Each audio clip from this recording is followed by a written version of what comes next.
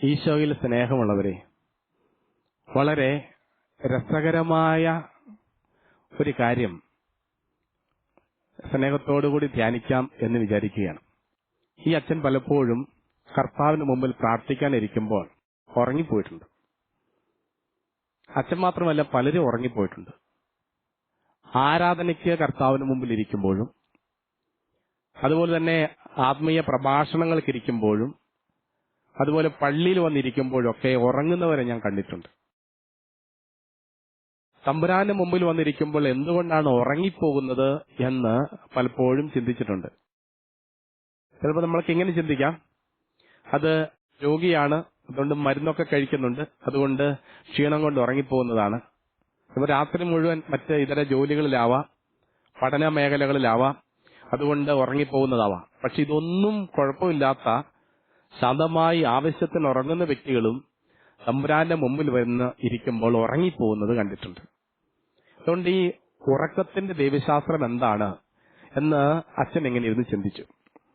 നമുക്കറിയാം, കത്തോലിക്ക സഭയുടെ 2 തൂണ് എന്ന് പറയുന്നത് ഒന്ന് തിരുവചനവും മറ്റൊന്ന് പാരമ്പര്യവുമാണ്, ഹോളി ട്രഡീഷൻ. സഭയുടെ 2 അടിസ്ഥാന തൂണുകൾ എന്ന് പറയുന്നത് വിശുദ്ധ പാരമ്പര്യം, വിശുദ്ധ ബൈബിളുമാണ്.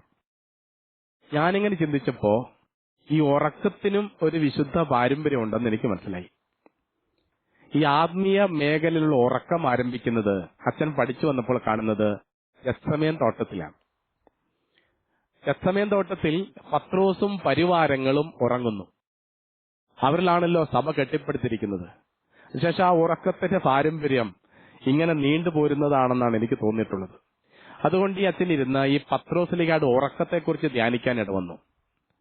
കർത്താവ് അന്ത്യത്താഴവേളയിൽ കുർബാന സ്ഥാപിച്ചതിന് ശേഷം തന്റെ മരണത്തിന് ഒരുക്കമായി പ്രാർത്ഥിച്ചൊരുങ്ങുവാനായിട്ട് ഗെത്സമേൻ തോട്ടത്തിലേക്ക് പോകുന്നു. സ്ലീഹന്മാരോട് പറഞ്ഞു, ഉണർന്നിരുന്ന് പ്രാർത്ഥിക്കുക, ശത്രു കടന്നു വരും, അത് നമ്മളെ തോൽപ്പിക്കും.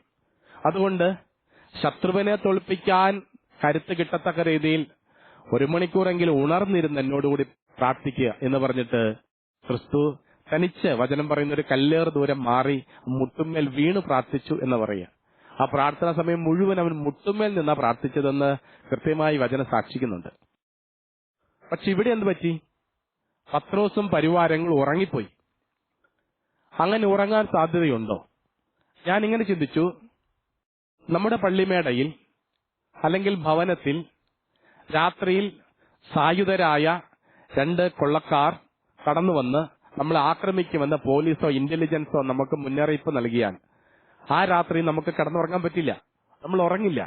നമ്മൾ പോലീസിന്റെയോ ഇതര അധികാരികളുടെയോ സഹായം ചോദിക്കും. ഒപ്പം ബന്ധുക്കളോ പ്രിയപ്പെട്ടവരൊക്കെ വിളിച്ചിരുത്തി നമ്മൾ ഉറങ്ങാതെ ഈ കൊള്ളക്കാരെ നേരിടാനായിട്ട് സജ്ജരായിരിക്കും. ആ രാത്രി ഉറങ്ങാൻ പറ്റില്ല. അങ്ങനെയെങ്കിൽ ക്രിസ്തു പറഞ്ഞു, ഇതാ ശത്രു വരുന്നുണ്ട്, കീഴടക്കും, അതുകൊണ്ട് ഉണർന്നിരുന്ന് പ്രാർത്ഥിച്ചോളാൻ പറഞ്ഞു. പക്ഷെ അവരുറങ്ങിപ്പോയി. എന്തുകൊണ്ട് ഉറങ്ങിപ്പോയി എന്ന് ഞാൻ ചിന്തിച്ചു. അങ്ങനെ ഉറങ്ങിപ്പോകാൻ സാധ്യത അച്ഛൻ കണ്ടത്, ഒന്ന്, പത്രോസിന്റെ കയ്യിലെ വാളാണ്. എന്റെ കയ്യിൽ വാളുണ്ട്, അതുകൊണ്ട് ശത്രു എവിടുന്ന് വന്നാലും ആരായാലും വെട്ടി ഞാൻ വീഴിക്കും, എനിക്ക് ഭയപ്പെടേണ്ട കാര്യമില്ല. അതുകൊണ്ട് വാള് കയ്യിലുള്ളവൻ അവൻ ഒന്നിനെയും കൂസാക്കില്ല. പത്രോസിനറിയാം എന്റെ കയ്യിൽ മൂർച്ചയുള്ള വാളുണ്ട്, അതുകൊണ്ട് ശത്രു എവിടുന്ന് എപ്പോൾ വന്നാലും എനിക്ക് ഭയപ്പെടേണ്ടതില്ല, അവനെ ഞാൻ തോൽപ്പിക്കും. അതുകൊണ്ട് എനിക്ക് ശാന്തമായി ഉറങ്ങാം. ഭയമില്ലാതെ ഉറങ്ങി. എന്റെ പ്രിയപ്പെട്ടവരെ, ഇങ്ങനെ ചിന്തിച്ചേ, സത്യത്തിൽ എന്താണ് ഈ പത്രോസിന്റെ കയ്യിലെ വാള്? വാള് എന്ന് പറഞ്ഞാൽ ഈ ലോകത്തിന്റെ സംരക്ഷണമാണ്. ഈ ലോകത്തിന് സംരക്ഷണമുള്ളവന് അവൻ ഒന്നിനെയും ഭയപ്പെടുകയില്ല. അധികാരമുള്ള വ്യക്തിക്ക് ഭയപ്പെടേണ്ട കാര്യമില്ല. ചുറ്റും കമാൻഡോകളുടെ സംരക്ഷണമുള്ള രാഷ്ട്രീയ നേതാവിന് ഭയപ്പെടേണ്ട കാര്യമില്ല. പോലീസ് സംരക്ഷണവും പോലീസ് പ്രൊട്ടക്ഷനും കിട്ടിയിരിക്കുന്ന വ്യക്തി ഭയപ്പെടേണ്ട കാര്യമില്ല. ധാരാളം പണമുള്ള വ്യക്തിക്ക് ഭയമില്ല. കാരണം എന്തൊരു പ്രശ്നം വന്നാലും എനിക്ക് ആ പ്രതിസന്ധികളെ മറികടക്കാൻ പണം എന്നെ സഹായിക്കും. രോഗം വന്നോ, ഹൃദയ ശസ്ത്രക്രിയ വരെയും ചെയ്യാനായിട്ട് എനിക്ക് സാധിക്കും. ഹൃദയം വരെ മാറ്റിവെച്ചിട്ട് എന്റെ ജീവിതത്തെ സംരക്ഷിക്കാൻ എനിക്ക് സാധിക്കും. അതുകൊണ്ട് ആയുധങ്ങളിലും ആൾബലത്തിലും സംരക്ഷണം കാണുന്നവർ, പണം എനിക്ക് സംരക്ഷണമാണ്, എനിക്കൊന്നിനും ഭയപ്പെടേണ്ട കാര്യമില്ല, എനിക്ക് ആവശ്യത്തിന് പണമുണ്ട്, എന്നെയും എന്റെ മക്കളെ ഇട്ടുമൂടാൻ പോരുന്ന പണം എനിക്കുണ്ട്, അതുകൊണ്ട് എനിക്ക് ഭയപ്പെടേണ്ടതില്ല. എനിക്ക് ആരോഗ്യമുണ്ട്, എനിക്ക് ഭയപ്പെടേണ്ടതില്ല. ഓടിമാറാനും മല്ലിട്ട് ജയിക്കാനും രോഗത്തെ മറികടക്കാനും പോരുന്ന ആരോഗ്യം എനിക്കുണ്ട്, അതുകൊണ്ട് എനിക്ക് ഭയമില്ല.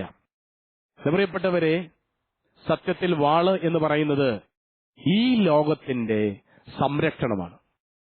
ഈ ലോകത്തിന്റെ സംരക്ഷണം ആളായും അർത്ഥമായും ആരോഗ്യമായും മറ്റിതര കഴിവുകളും സാധ്യതകളുമായി ഉള്ള വ്യക്തി ഒന്നിനെയും ഭയപ്പെടില്ല.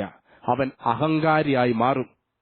ധാരാളം പണമുള്ള, ആരെയും കൂസാത്ത ഒരു മനുഷ്യനെക്കുറിച്ച് ഞാൻ പറഞ്ഞു കേട്ടിട്ടുണ്ട്. സ്വർണ്ണ നിറത്തിലുള്ള ആടയാഭരണങ്ങൾ ധരിച്ച് വിലയേറിയ വാച്ചും കയ്യിൽ കെട്ടി പേന പോക്കറ്റിൽ തിരുകി വലിയ ബംഗ്ലാവിൽ താമസിച്ച് ഏറെ വില കൂടിയ വാഹനങ്ങൾ സഞ്ചരിച്ച് സമൃദ്ധമായി മിഷ്ടാനം ഭുജിച്ച് ജീവിക്കുന്ന ഒരു മനുഷ്യൻ. ആ മനുഷ്യൻ ആരെയും ഭയമില്ല. അദ്ദേഹത്തിന് രാഷ്ട്രീയ നേതാക്കന്മാരുമായി അടുത്ത ബന്ധമുണ്ട്. എന്തൊരാവശ്യം വന്നാലും നേതാക്കന്മാർ ഒപ്പമുണ്ട്, ഭയപ്പെടേണ്ടതില്ല. ആ വ്യക്തിക്ക് ഒരു ആവശ്യം വന്നാൽ പോലീസ് എപ്പോൾ സഹായത്തിനുണ്ട്. ആ വ്യക്തിക്ക് ഒരു ആവശ്യം വന്നാൽ ആവശ്യത്തിന് പണമുണ്ട്, ചുറ്റും സംരക്ഷകരുണ്ട്, ഒന്നിനും ഭയമില്ല. എന്താ പറ്റി കാണിക്കുന്നേ? ഒരെണ്ണത്തിന് 3 രൂപയാ. അതിന് നാളെയും കത്തിക്കണ്ടേ? ഈ അപ്പനെ കൊണ്ട് ഞാൻ തോറ്റു. നിനക്കതൊന്നും പറഞ്ഞാ മനസ്സിലാവില്ല. ബാക്കിയുള്ള മെഴുതിരേ ഇവിടെ വെച്ചാലേ അത് വല്ലവൻ എടുത്തുകൊണ്ട് പോയേ ഉള്ളൂ. എന്റെ പൊന്നപ്പ, ഇത്രയും പിശുക്കല്ലേ? അതേടി, ഇങ്ങനെ പിശുക്കി ഉണ്ടാക്കിയിട്ട് തന്നെയാ നീയൊക്കെ എന്ന് അനുഭവിക്കുന്നത്. ഞാൻ ഉണ്ടാക്കിയെടുത്തത് അല്ല, ഞാൻ അറിയാൻ മേലാണ്ട് ചോദിക്കുവാ. എന്നും എന്തിനാ അപ്പന്റെ കുഴിമാടത്ത് തിരി കത്തിക്കുന്നേ? അതൊരു സ്മരണ കൊണ്ടാ. എന്റെ അപ്പനുള്ളത് കൊണ്ടാ ഞാൻ ഇന്ന് ഈ നിലയിലെത്തിയത്.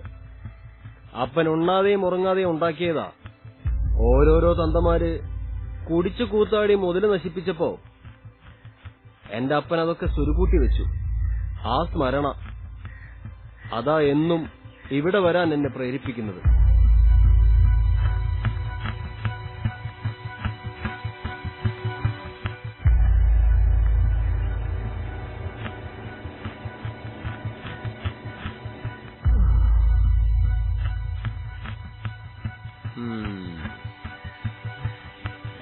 പാപ്പിയെ, പതുങ്ങിയിരിക്കൊന്നും വേണ്ട, ഞാൻ നിങ്ങളെ കണ്ടായിരുന്നു. അല്ല, ഇതാര് ജോപ്പച്ചനോ? ഇവിടെ ഒരു മൊയല് ചാടി, അതിനെ നോക്കുകയായിരുന്നു. മുതലയാ. പിന്നെ അടുത്ത ആഴ്ച ഞാൻ വീട്ടിലോട്ടങ്ങ് വരും. വീട് പൂട്ടി താക്കോലെന്നെ ഏൽപ്പിക്കണം. അയ്യോ ജോപ്പച്ചായ, ഒരു നിവർത്തിയില്ല എനിക്ക്. മോനെ പാപ്പി, 1, 2 അല്ല, 15 ലക്ഷം നീ തരാനുള്ളത്. എനിക്കറിയാം, ഒരു അവധി കൂടി. നിനക്ക് എത്ര അവധി തന്നു? നീ എങ്ങനെയാ ഈ പൈസ തരിക? നിനക്ക് എന്താ വരുമാനമുള്ളത്?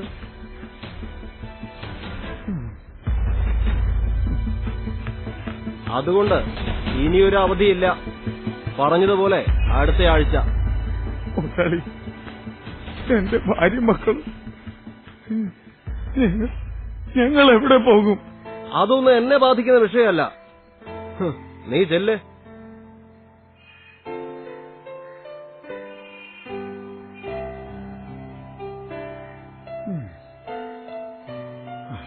പൈസ മേടിക്കാൻ വരുമ്പോ ജോപ്പൻ മാലാഖ, തിരിച്ചു ചോദിക്കുമ്പോഴോ പിശാജ്. അപ്പച്ച, ആ പാപ്പച്ചായന്റെ മോള് കഴിഞ്ഞ ആഴ്ചയാ മരിച്ചത്. ശവടക്ക് ഞാനും കൂടിയതല്ലേ. ആ കൊച്ചിന് ക്യാൻസർ ആയിരുന്നു. ഒത്തിരി ചികിത്സിച്ചു. പിരിവിന് വന്നായിരുന്നടി, എന്റെയും പോയി 50 രൂപ. ഇനി അവളുടെ ചികിത്സയ്ക്ക് വേണ്ടിയാണോ അപ്പച്ചന്റെ ഇന്ന് പൈസ വാങ്ങിച്ചത്? ആ, അങ്ങനെയൊക്കെ എങ്ങാണ്ടാ പറഞ്ഞത്. അതുങ്ങൾ പാവങ്ങളാ അപ്പച്ച. ഈ അപ്പച്ചനും പാവാടി. അവർക്ക് കുറച്ചും കൂടെ അവധി കൊടുക്കാപ്പച്ച.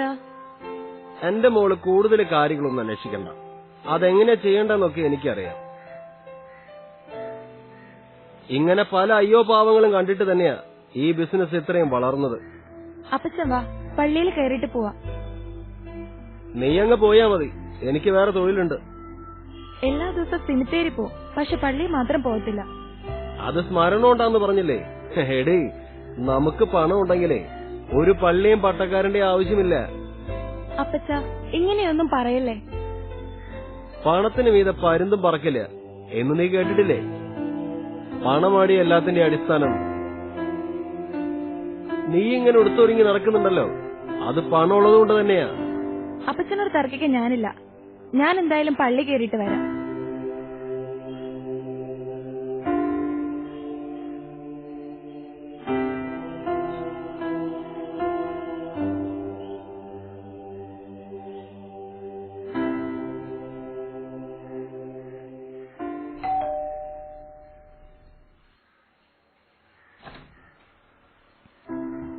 ആ അച്ഛാ, ഈശംശയ്ക്ക് സ്തുതിയായിരിക്കട്ടെ. എപ്പോഴെപ്പോഴും സ്തുതിയായിരിക്കട്ടെ. വാ അച്ഛാ, കേറിയിരിക്കേ.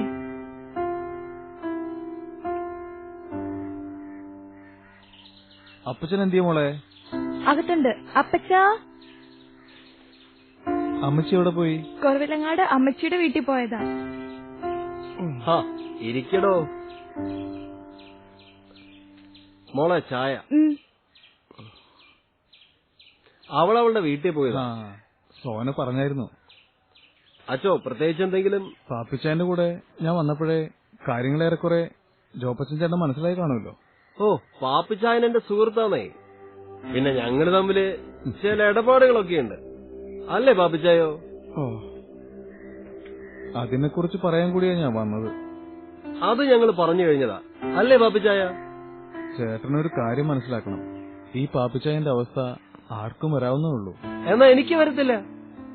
ഇപ്പൊ എന്തു വന്നാലും അതിനെ മറികടക്കാനുള്ള പണവും പവറും എനിക്കുണ്ട്. അത് ശരിയായിരിക്കും, പക്ഷെ ഇവരുടെ കാര്യത്തിൽ ഒന്ന് മാറ്റി ചിന്തിക്കണം. നടക്കല്ല അച്ഛാ. ഇവരുടെ അവസ്ഥ ചേട്ടനൊന്ന് മനസ്സിലാക്കണം.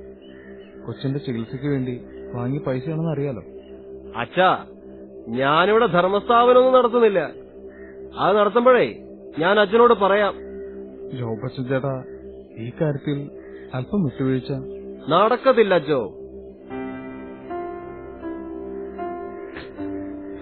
ഇവരെ വീട്ടിൽ നിന്ന് ഇറക്കി വിട്ടാ ഇവരെങ്ങോട്ട് പോകും? അതെന്നെ ബാധിക്കുന്ന പ്രശ്നമല്ല.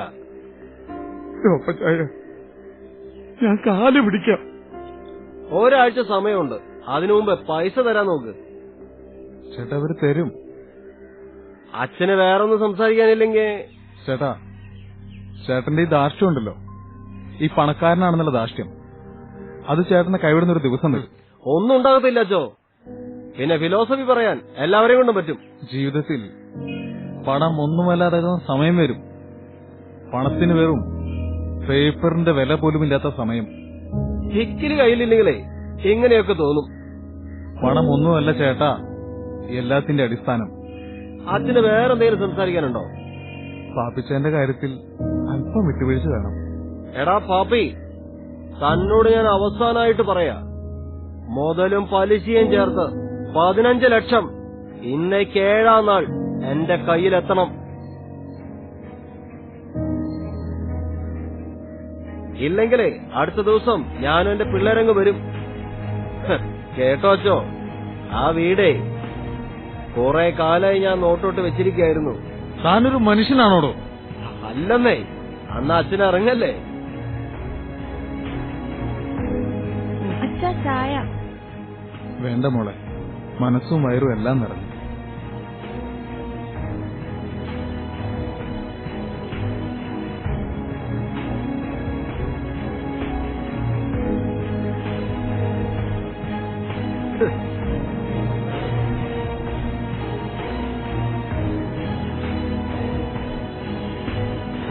കുറെ അച്ഛന്മാരിറങ്ങിയിട്ടുണ്ട് വക്കാലത്ത് പറയാൻ.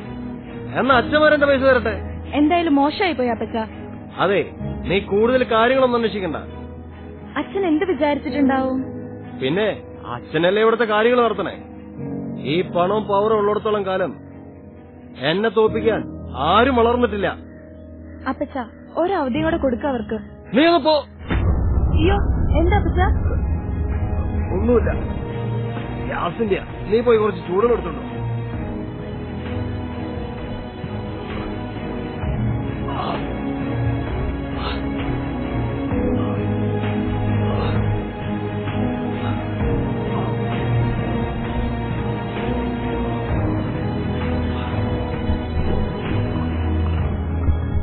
അമ്മേ,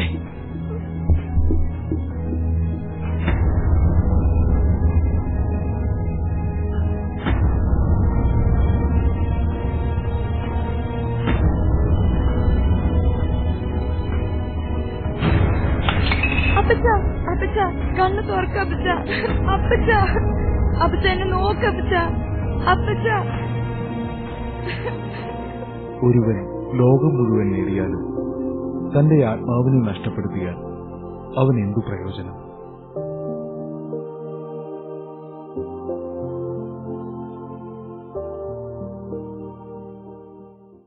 എന്ന് പ്രിയപ്പെട്ടവരെ, അങ്ങനെ ഈ ലോകത്തെ ഭയക്കാതെ, ഒന്നിനോടും ഭയമില്ലാതെ അഹങ്കാരത്തിൽ ജീവിച്ച വ്യക്തി ഒരു നാൾ സ്വന്തം മകള് എന്തോ പന്തിയല്ലാത്തൊരു സ്വരം കേട്ട് പപ്പ ഉറങ്ങുന്ന മുറിയിലേക്ക് ഓടി വന്നപ്പോൾ ബെഡിൽ നിന്നും താഴേക്ക് വീണ് മരിച്ചു കിടക്കുന്നു. അറ്റാക്ക് വന്നതാണ്. ഈ ലോകത്തിന്റെ സംരക്ഷണം ഒന്നും ആ മനുഷ്യനെ രക്ഷിക്കാനായിട്ട് ഉപകരിച്ചില്ല. പത്രോസും പരിവാരങ്ങളും ഒരു വേള നാമും മറന്നുപോകുന്നൊരു കാര്യം, ഈ ലോകത്തിന്റെ സംരക്ഷണങ്ങൾക്ക് നമ്മെ സംരക്ഷിക്കാൻ പറ്റാത്ത ശത്രു കടന്നു വന്നാൽ നമ്മൾ എന്ത് ചെയ്യും? അങ്ങനെ ശത്രുവുണ്ട്. അങ്ങനെയുള്ളൊരു ശത്രുവാണ് മരണം. അങ്ങനെയുള്ള ശത്രുവാണ് പിശാച്. അങ്ങനെയുള്ള ശത്രുവാണ് അപകടം. എന്റെ പ്രിയപ്പെട്ടവരെ, ഏറ്റവും വലിയ ശത്രു പിശാചാണ്. അതുകൊണ്ട് ക്രിസ്തു ഇവിടെ ഓർമ്മപ്പെടുത്തിയത് തിന്മ നിന്നെ കീഴ്പ്പെടുത്താൻ വരുന്നു എന്നാ. തിന്മ കീഴ്പ്പെടുത്താൻ വരുമ്പോൾ ആ തിന്മയെ കീഴാക്കാൻ നീ ആയുധം സംഭരിക്കണം. ആയുധം ഈ ലോകത്തിന്റെ സമ്പത്തല്ല, ഈ ലോകത്തിന്റെ സംരക്ഷണമല്ല. അത് പ്രാർത്ഥനയുടെയും ദൈവ ചൈതന്യത്തിന്റെയും കരുത്താണ്. എന്തുകൊണ്ടാണ് ഗെത്സമേൻ തോട്ടത്തില് പത്രോസിലേക്ക് ഉറങ്ങിപ്പോയത് എന്നതിന്റെ രണ്ടാമത്തൊരു കാരണം അച്ഛന് ബോധ്യമായത്, അത് ഇതിനേക്കാൾ വളരെ ഗൗരവമായൊരു കാര്യമാണ്. അതിതാണ്, ഗാഗുൽത്ത ഉള്ളവനെ ഗത്സമയം പ്രാർത്ഥനയുള്ളൂ. ഗാഗുൽത്ത ഇല്ലാത്തവന് ഗത്സമയം പ്രാർത്ഥനയില്ല. എന്നെ പ്രിയപ്പെട്ടവർ, അരയ്ക്ക് താഴേക്ക് തളർന്നു പോയ ഒരു സഹോദരി മദർ ഹോമിൽ ധ്യാനിക്കാൻ വന്നു. ധ്യാനത്തിൽ പങ്കുചേരുന്ന സഹോദരിയെ എപ്പോൾ സന്ദർശിച്ചാലും അപ്പോഴൊക്കെ ആ സഹോദരി ജപമാലകരങ്ങളിലെടുത്ത് ഏത് സമയത്തും സ്വരത്തിൽ പ്രാർത്ഥിക്കുന്നതാ കാണുന്നത്. ഏത് സമയത്തും. ആ സഹോദരി സൗഖ്യപ്പെട്ട് തിരികെ നടന്നു പോകുന്നത് കണ്ടപ്പോൾ ആ സഹോദരി പ്രാർത്ഥനയുടെ ബലം അച്ഛന് മനസ്സിലാക്കാൻ ഇടവന്നു. എന്റെ പ്രിയപ്പെട്ടവരെ, ആ ധ്യാനത്തിൽ കൂടിയ നിരവധി പേരുണ്ട്. ഒരുപക്ഷെ ദൈവികമായ വല്ല അനുഭവമില്ലാതെ ഒരുപക്ഷെ കടന്നുപോയവരും ഉണ്ടാവാം. എന്തുകൊണ്ടാ? മുമ്പിൽ ഗാഗുൽത്ത ഉള്ളവൻ പ്രാർത്ഥിക്കും. എനിക്ക് നിങ്ങൾക്കും ഗാഗുൽത്ത എന്റെ മുമ്പിലുണ്ടെങ്കിൽ നമ്മൾ പ്രാർത്ഥിച്ചേ മടങ്ങൂ. 24 വയസ്സുള്ള ചെറുപ്പക്കാരനെ ഞാൻ പരിചയപ്പെട്ടു. അവൻ ബാംഗ്ലൂര് ഉപരിപഠനം നടത്തുന്ന ചെറുപ്പക്കാരനാണ്. അവൻ എങ്ങനെയോ സംശയം തോന്നി തന്റെ ബ്ലഡ് പരിശോധിച്ചതാണ്. അപ്പോഴാണ് HIV പോസിറ്റീവ്. എന്റെ മുമ്പിലിരുന്ന ചെറുപ്പക്കാരൻ നിലവിളിച്ചുകൊണ്ട് പറഞ്ഞു, ഈ രോഗം എന്നെ പിടികൂടാൻ ഞാൻ ഒരു തെറ്റും ചെയ്തിട്ടില്ല അച്ഛാ. സത്യമായി ഞാൻ പറയും, ഒരു തെറ്റും ഞാൻ ചെയ്തിട്ടില്ല. ഏതോ ഹോസ്പിറ്റലോ എന്തോ ട്രീറ്റ്മെന്റോ മറ്റെന്തോ എനിക്ക് സമ്മാനം തന്നതാ. എന്റെ അറിവ് ഞാൻ ഒരു തെറ്റും ചെയ്തിട്ടില്ല. ആ ചെറുപ്പക്കാരൻ പിന്നീടുള്ള ജീവിതത്തിൽ കണ്ണീരോടെ പ്രാർത്ഥിക്കാൻ ഞാൻ കാണുന്നു. ആ ചെറുപ്പക്കാരൻ പറഞ്ഞു, ഇനി ഭൂമുഖത്ത് എന്നെ രക്ഷിക്കാൻ ആർക്കും പറ്റില്ല. ഈ ഭൂമുഖത്ത് എന്നെ ഇനി രക്ഷിക്കാൻ ആർക്കും പറ്റില്ല, ദൈവത്തിനല്ലാതെ. അവന്റെ മുമ്പിൽ ഗാഗുൽത്തായുണ്ട്. ക്രിസ്തുവിന്റെ ഗാഗുൽത്ത സഹനം എന്തായിരുന്നു? അവന്റെ ശിരസിൽ മുൾമൂടി വെച്ചു. അവന്റെ ഇടത് കൈ കുരിശിൽ തറച്ചു കയറ്റി. അവന്റെ വലത് കൈ കുരിശിൽ അടിച്ചു കയറ്റി. അവന്റെ കാലുകൾ രണ്ടും കുരിശിൽ തറച്ചു. അവന്റെ ശരീരത്ത് ചാട്ടവാറടിയുടെ അടയാളങ്ങള് ഏറെ വ്യക്തമായിരുന്നു. അതിൽ നിന്നും രക്തം താഴേക്കൊഴുകി ശരീരം രക്തത്താൽ നിറഞ്ഞിരുന്നു. അവന്റെ ചങ്കിൽ കുന്തം കൊണ്ട് കുത്തി നഗ്നനായി കുരിശിൽ കടന്നു. ക്രിസ്തുവിന്റെ മുമ്പിലെ ഗാഗുൽത്തായത. ഒപ്പം നിന്നവർ ഉപേക്ഷിച്ചു പോയത് ക്രിസ്തുവിന്റെ ഗാഗുൽത്തായാണ്. കൂടെ നിന്നവൻ അവനെ വഞ്ചിച്ച് കവിളത്ത് ഉമ്മ കൊടുത്ത് അവനെ ഒറ്റിയപ്പോൾ അത് ക്രിസ്തുവിന്റെ ഗാഗുൽത്തായാണ്. ആരൊക്കെ ഇടറിയാലും ഞാൻ ഇടറുകയില്ലെന്നും ആരൊക്കെ ഉപേക്ഷിച്ചു പോയാലും ഞാൻ ഉപേക്ഷിച്ചു പോവുകയില്ല എന്നും പറഞ്ഞവൻ ഒരു സ്ത്രീയുടെ മുമ്പില് ഞാൻ അവനെ അറിയില്ല അറിയില്ല അറിയില്ല എന്ന് 3 പ്രാവശ്യം ആവർത്തിച്ച് പറഞ്ഞ് അവനെതിരെ മുഖം തിരിച്ചപ്പോൾ അത് ക്രിസ്തുവിന്റെ ഗാഗുൽത്തായ. എന്നെ പ്രിയപ്പെട്ടവരെ, ഗാഗുൽത്ത ഉള്ളവന് ഗത്സമയം പ്രാർത്ഥനയുണ്ട്. ഗാഗുൽത്ത ഉള്ളവൻ ഉറങ്ങാൻ പറ്റില്ല. മുമ്പിൽ ഗാഗുൽത്ത ഉള്ളവൻ ഉറങ്ങാൻ പറ്റില്ല. അവനിരുന്ന് പ്രാർത്ഥിക്കും. ഭാര്യ ക്യാൻസർ ബാധിതയാണ്. അവളെ ധ്യാനത്തിന് കൊണ്ടുവരാൻ പറ്റില്ല. അതുകൊണ്ട് അവൾക്ക് വേണ്ടി ധ്യാനിച്ച ഭർത്താവിനെ എനിക്കറിയാം. 5 ദിവസത്തെ ധ്യാന ദിവസങ്ങൾ മുഴുവനും കണ്ണീരോടെ പ്രാർത്ഥിച്ച മനുഷ്യനെ ഞാൻ ഓർക്കുന്നു. ടവൽ ഒന്നല്ല, പല ടവലുകൾ കൊണ്ട് കണ്ണു തുടച്ച ആ മനുഷ്യൻ ഒരു നിമിഷം പോലും തന്റെ ഭാര്യയ്ക്ക് വേണ്ടി പ്രാർത്ഥിക്കാതിരുന്നിട്ടില്ല. കാരണം ആ മനുഷ്യന്റെ മുമ്പിൽ ഗാഗുൽത്തായുണ്ട്. ആ മനുഷ്യന് ദൈവത്തിന് മുമ്പിൽ ഉറങ്ങാൻ പറ്റില്ല. എന്നെ പ്രിയപ്പെട്ടവരെ, തമ്പുരാന്റെ മുമ്പിൽ ഇരുന്ന് ഉറങ്ങുന്നുണ്ടെങ്കിൽ അതിനർത്ഥം നമുക്ക് ഗാഗുൽത്ത സഹനങ്ങളില്ല എന്നുള്ളതാ. ഗാഗുൽത്ത സഹനങ്ങൾ ഇല്ലെങ്കിൽ നമ്മുടെ പ്രാർത്ഥനയ്ക്ക് ബലമില്ലാണ്ടാവും, പ്രാർത്ഥനയ്ക്ക് കരുത്തില്ലാതാവും, പ്രാർത്ഥനയ്ക്ക് ശക്തിയില്ലാതാവും. അതുകൊണ്ട് വചനം പറയുന്നു, വെളിപാട് പുസ്തകം 3-ാം അധ്യായത്തില് 2-ാം വചനം പറയുന്നു, ഉണരുക, നിന്നിൽ ആസന്ന മരണമായി അവശേഷിച്ചതിനെ ഉത്തേജിപ്പിക്കുക. സുഭാഷിതങ്ങളുടെ പുസ്തകം 19-ാം അധ്യായത്തിന് 15-ാം തിരുവചനം, അലസത ഒരുവനെ ഗാഢ നിദ്രയിലാഴ്ത്തുന്നു. പ്രിയപ്പെട്ടവരെ, ഉണർവോടെ ആയിരിക്കാം കർത്താവിന് മുമ്പില്. നമുക്ക് ഗാഗുൽത്തായില്ലെങ്കിൽ ദൈവത്തിന് വലിയ അനുഗ്രഹമാണ് എന്ന് നമുക്ക് കണക്കാക്കാം. പക്ഷേ നമ്മുടെ ചുറ്റുമുള്ള വ്യക്തികളുടെ ഗാഗുൽത്ത കാണാതെ പോകരുത്. സാമ്പത്തികമായി തകർന്നു പോയവര്, പങ്കാളി മരണപ്പെട്ടു പോയവര്, വിവാഹം നടക്കാതെ ആളുകളോളം പ്രാർത്ഥിച്ചൊരുങ്ങുന്നവര്, പഠനം കഴിഞ്ഞും ജോലി ലഭിക്കാതെ ജോലിക്ക് വേണ്ടി അലയുന്നവര്, രോഗബാധിതരായി മരണത്തെ മുഖാമുഖം കാണുന്നവർ, ഗാഗുൽത്ത മല കയറുന്നവർ ധാരാളം. വ്യാകുലത അനുഭവമുള്ളവർ ധാരാളം. അവർക്ക് വേണ്ടി കൂടി ഉണർന്നിരുന്ന് ഉറങ്ങാതെ നമുക്ക് പ്രാർത്ഥിക്കാം. കർത്താവ് നമ്മളെ അനുഗ്രഹിക്കട്ടെ.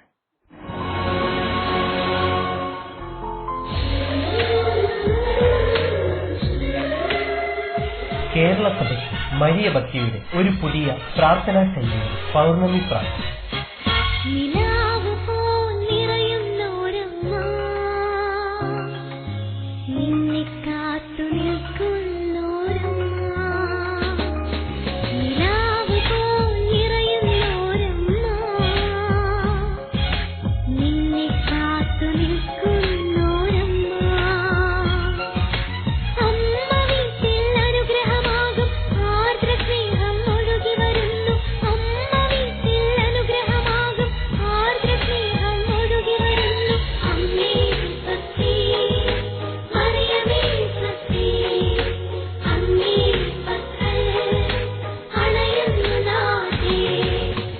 മറിയത്തോടൊത്ത് മദർ ഹോമിൽ മരിയൻ രാത്രി പൗർണമി പ്രാർത്ഥന രാത്രി 9 മണിക്ക് ദിവ്യബലിയോടെ ആരംഭിച്ച് രാവിലെ 5 മണിക്ക് ദിവ്യബലിയോടുകൂടി സമാപിക്കുന്നു. സ്വർഗവാതിൽ തുറന്ന് അനുഗ്രഹ പൂമഴ ചുരിയുന്ന ഈ പൂനിലാവിൽ മറിയത്തോടൊപ്പം ഉണർന്നിരിക്കാം. ആത്മാവിന്റെ പുതിയ പന്തക്കുസ്ത സ്വീകരിക്കാം. വ്യത്യസ്തമായ ആത്മീയ അനുഭവത്തിന്റെ ഈ സുന്ദരരാവിൽ പങ്കുചേരാൻ എല്ലാവരെയും ക്ഷണിക്കുന്നു. കണ്ണൂർ ജില്ലയിൽ പരിയാരം മെഡിക്കൽ കോളേജിന്റെ സമീപത്തുള്ള മദർ ഹോമിലേക്ക് പ്രാർത്ഥനാ നിർഭരമായ സ്വാഗതം. എല്ലാ 2ാം ശനിയാഴ്ചയും ഏകദിന ധ്യാനവും രോഗശാന്തി ശുശ്രൂഷയും ഉണ്ടായിരിക്കുന്നതാണ്. മദർ ഹോം ധ്യാന പ്രോഗ്രാമുകൾ